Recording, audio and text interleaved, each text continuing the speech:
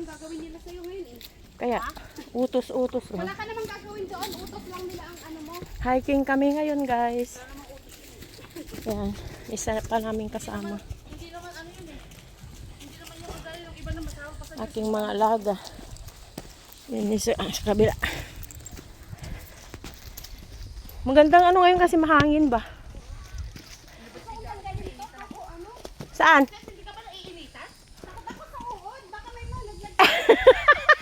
Oo, dahil unang akit namin dito, te. Oo. Malaglag sa skin ko. Ay! Oo. At sabi niyo pa sila, ay! Nakalambitin ba kayo? Buti nakita namin. Oh. Nakita ni Sherry. Nakita namin kasama sa'yo eh. Pag tumama sa akin. Wag lang yung ano, yung mabalahibo kasi Makati yun. Huwag lang amo ahas. Ay nako. Patay tayo diyan. Takot ba naman ako sa ahas? Okay lang na makita ko. Wag lang yung tumama. Hindi pa nga imagination namin, te. Ha? Hindi lang imagination namin. Mm. Paano kung ahas biglang nalaglag? Hindi si ano, si Jen. Yung nagse-cellphone siya, naglalakad. Siyempre, ganun ang normal na ano niya eh. Biglang may parang bumagsak daw. Tinignan niya ahas malaki. Alam mo yung snake, ano yun, rat snake? Hindi, yung ano, yung itim. Oh? Grabe yung presentation nun. Akala ko yung green ng ano. Hindi, yung mga ratos na. Grabe ang presentation nun. Oh.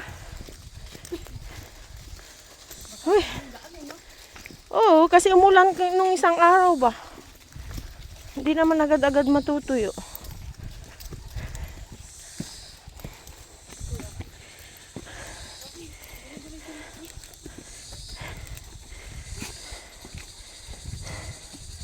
Ay, Diyos ko, hiningal ako.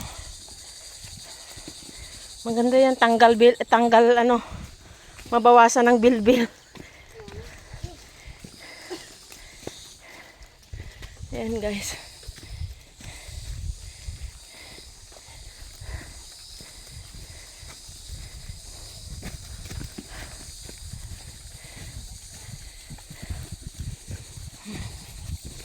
Okay na laga.